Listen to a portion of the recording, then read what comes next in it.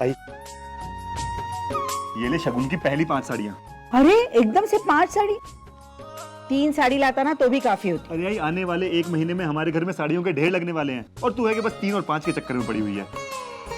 अच्छा ये वैशु देख, ये वैशु के लिए, ये अर्चू के लिए। अच्छे कलर से ना।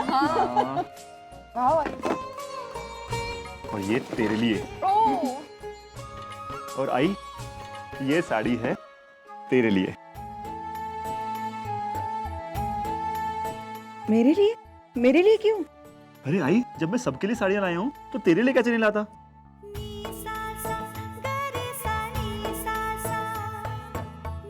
आई, तू भी ना, तुझे तो बस बहाना चाहिए रो देने का। हाँ, जब पुन्नी बड़ी हो जाएगी और तेरे लिए कुछ लाएगी ना, तब तू समझेगा कि आज मुझे कैसा लग रहा है।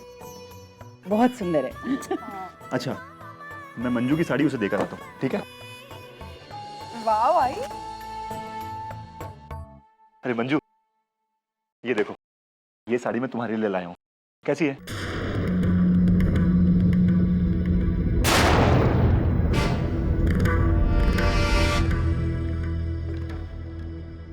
मंजू, बस विनोद, अरे तुम्हारी बहन अपने आप को समझती क्या है? उसकी हिम्मत कैसी हुई इस तरह की बेहुदा शर्त रखने की? मंजू, वर्षु ने कुछ भी गलत नहीं किया है। बेहुदा किस्म के लोगों के साथ ऐसा ही बर्ताव होना चाहिए। विनोद तुम बस मंजू, मैं तुमसे पहले भी कह चुका हूं कि अजीत के बारे में इस घर में कोई भी जिक्र नहीं होगा। अजीत क्या है, कैसा है, ये तुम अच्छी तरह से जानती हो। और अजीत इस घर से और इस घर के लोगों से दूर ही रही ना, वो उसके लिए अच्छा है। क्यों विनोद, क्यों रहे वो दूर? अरे एक गलती की सजा तुम उसे कितनी बार दोगे? अरे इंसान हैं हम लोग, गलती हो सकती है हमसे, भगवान नहीं है। हाँ मंजू, लेकिन जब हम गलती करते हैं तो कम से कम माफी मांगने की कटसी तो दिखाते हैं। लेकिन तुम्हारे भाई में तो वो भी इंसानियत नहीं है। उस दिन चलाया था मुंह उठा के, लेकिन उसकी आंखों में पछतावे का एक आंसू तक नहीं था। अरे बेशर्मी की सारी हदें पार कर चुका है वो। बस विनोद, अरे वर्षा कौन होती है? उसे क्या हक बनता है इस तरह की बेहुदा शर्त रखने का? जबकि वो अच्छी तरह जानती है कि अजीत मेरा इकलौता भाई है, और वो ये भी जानती है कि अजीत का सतीश के परिवार वालों के साथ बहुत करीबी रिश्ता है। फिर भी भावना ताई ने वर्षु की वो शर्त मानी। क्यों? क्योंकि वो भी अच्छी तरह से जानती है कि अजीत उस फंक्शन में बुलाने लायक ही नहीं है। मंजू, इज्जत उसकी होती है जो दूसरों को इज्जत देता है। पता नहीं क्या चल रहा है। इसलिए अजीत के लिए इज्जत का ख्याल अपने दिमाग से निकाल दो। मैंने जो शर्त रखी है उसी को लेकर कुछ होगा। कल से इसी बात को लेकर तो मुंह फुलाए बैठी है वहीनी। बस विनोद, मैं ये सब सुनने वाली नहीं हूँ। और एक बात मैं तुम्हें साफ साफ कह देती हूँ, अगर अजीत को शादी में नहीं बुलाया गया ना, तो मैं भी ये शादी अटेंड करने वाली नहीं हूँ, समझे तुम? मंजू, तुम जानती हो तुम क्या बोल रही हो? तुम बहू हो इस घर की, और इस घर का जो भी फैसला है वो तुम्हारा भी फैसला होना चाहिए। और तुम हो कि एक निहायत ही घटिया किस्म के इंसान के लिए अपनी ननद की शादी में आने से इनकार कर रही हो। हाँ, नहीं आऊंगी मैं उस शादी में। और देखो, अब मैं अजीत के बारे में कुछ नहीं सुनने वाली हूँ। अगर तुम्हें इतनी ही बकवास करनी है ना, तो फिर मेरी भी सुनो। अगर मेरा भाई बुरा है ना, तो तुम्हारी बहन भी कोई दूध की धुली हुई नहीं है। घाट घाट का पानी पी चुकी है वो। उसका बॉस, क्या नाम था उसका? अश्विन सागर। पता नहीं उसके साथ वो क्या क्या कर चुकी है।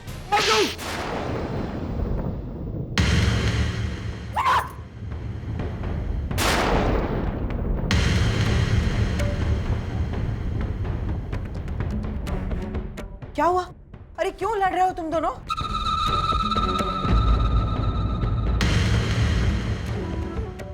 हाथ उठाया ना तुमने मुझ पर, ये थप्पड़ मैं कभी नहीं भूलूंगी विनोद। अपनी इस बहन के लिए तुमने मुझ पर हाथ उठाया, मुझ पर। आज नहीं तो कल तुम्हें इस बात का जवाब देना ही होगा।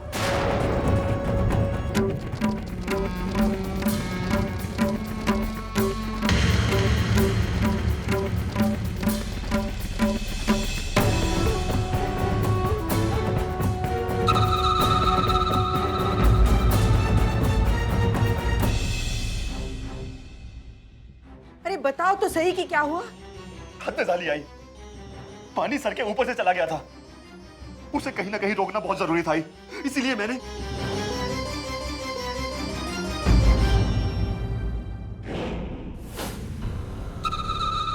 भावना ताई, आप तो जानती है हर साल गुड़ी पाड़वा के दिन हमारे यहाँ बड़ी पूजा होती है। इस साल भी है और आपको आना ही आना है। ताई हम जरूर आएंगे, आप चिंता मत कीजिए। और वैसे आपको भी आना है, हमारी सोसाइटी में बहुत बड़ा फंक्शन होता है गुड़ी पड़वा के दिन। हाँ हाँ, हम जरूर आएंगे। वैसे भी ये आखिरी गुड़ी पाड़वा है जिसमें हम आपके यहाँ आ सकते हैं। अगले साल तो ताई आप ऐसा क्यों बोल रही हैं? और क्या कहूँ, मेरा मतलब है आने वाले कुछ ही दिनों में वर्षा आपके घर बहू बनकर आ रही है और उससे तो हमारी बनने वाली है नहीं। और उसके ऊपर भी होली के दिन उसने अजीत के साथ जिस तरह की बातें की, उसके बाद तो हमारा वहां आना, माफ कीजिए ताई, लेकिन हम वहां अपना अपमान करवाने तो नहीं आ सकते ना। होली के दिन? ताई वर्षा ने ऐसा क्या कह दिया आपको? आपको याद है ना, उस दिन आपने वर्षा को हमें पूरन पोली सर्व करने भेजा था। हाँ, तो हमारे पास आई और उसने अजीत को बोला कि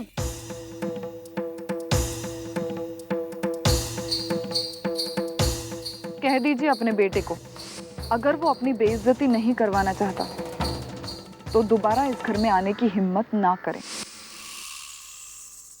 वैसे भावना थी, उस दिन की बात तो मैं भूल भी गई हूँ, क्योंकि हम बड़े हैं, बच्चों की गलतियों को माफ करना जानते हैं हम। लेकिन हमें इस बात का भी ख्याल रखना होगा ना कि बार बार ये बातें दोहराई न जाए। इसीलिए खैर जाने दीजिए, आपकी बात हमें वर्षा की बात से ज्यादा मायने रखती है। हम जरूर आएंगे फंक्शन के लिए। ठीक है ताई, नमस्ते। बाय। वाह, क्या बात है, क्या पासा फेंका है। इसे कहते हैं 100 सुनार की एक लोहार की बुलजाए। अरे मंजू, ताई बेटा बेटा क्या बात है?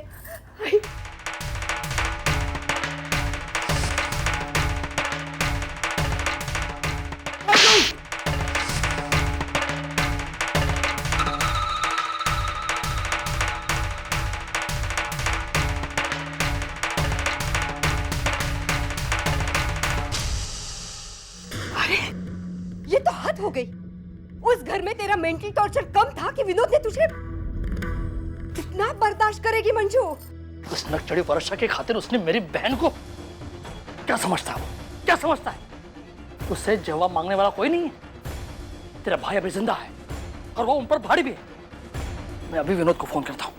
नहीं अजय, इस बात करने से कुछ नहीं होगा। कुछ ऐसा करना पड़ेगा कि विनोद को नाक रगड़ते हुए मंजू के पास आना पड़े। मतलब? अरे अपनी महिला समिति है ना, वो किस काम की? उस विनोद को ऐसे लटकाऊंगी ना मैं। नहीं आई, मैं ऐसा कुछ भी नहीं करना चाहती हूँ। बस भाई, मैं तो सिर्फ इतना चाहती हूँ कि अजीत को शादी में इनवाइट किया जाए और वहां उसे इज्जत के साथ ट्रीट किया जाए। अगर ऐसा नहीं होगा ना तो मैं भी शादी में नहीं जाने वाली हूँ। देख मंजू, तू जैसा चाहती है ना वैसा ही होगा। तो सिर्फ इस बात के लिए मुझे रोक मत। लेकिन आई तू, अरे हम पुलिस स्टेशन में कंप्लेंट नहीं कर रहे हैं, हम तो सिर्फ महिला समिति में कंप्लेंट कर रहे हैं। हाँ ताई, विनोद की अकल ठिकाने लाने के लिए ये बहुत जरूरी है। ना मत करना प्लीज।